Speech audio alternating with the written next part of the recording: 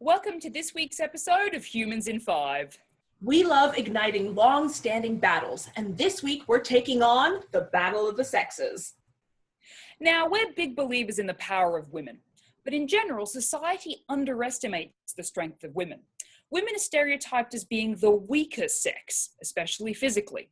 And as much as we may wish to dispute it, there are some physiological differences between men and women. That's true. If women competed alongside men at certain physical tasks, we would typically come up short. However, there are tons of ways of measuring strength, particularly when it comes to our bodies. For women, we completely outshine men in one particular trait. Study after study shows that women are survivors. All over the world and at all ages, women survive better than men. Early on in life, males are more susceptible to environmental stresses than females. In neonatal units, when infants receive exactly the same level of care, male babies face a 10% greater risk. If environmental stressors are strong enough to cause stunting and limited growth, females are more likely to recover and have a catch-up growth spurt during their teenage years. Acquired chronic health difficulties, like high blood pressure, start at an earlier age among men, and the disease progresses more slowly among women. Women's advantage at survival is even more noticeable with time.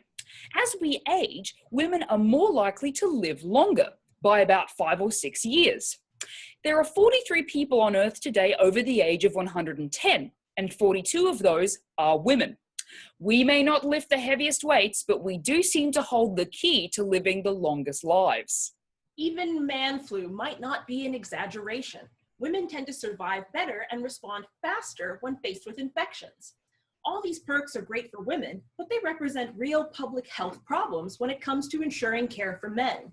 To help men along, researchers are trying to figure out why women have the upper hand. Our hormones, particularly estrogen and progesterone, may be playing a role in our immune responses and ability to recover. However, this sometimes works against us. Stephen Olstad of the University of Alabama notes that women may report more pain and sickness than men as our overactive immune systems try to save us even when we don't need saving.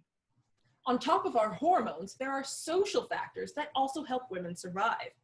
Women are more likely to seek help when feeling unwell, have healthier diets, and are less likely to engage in dangerous work and risky activities.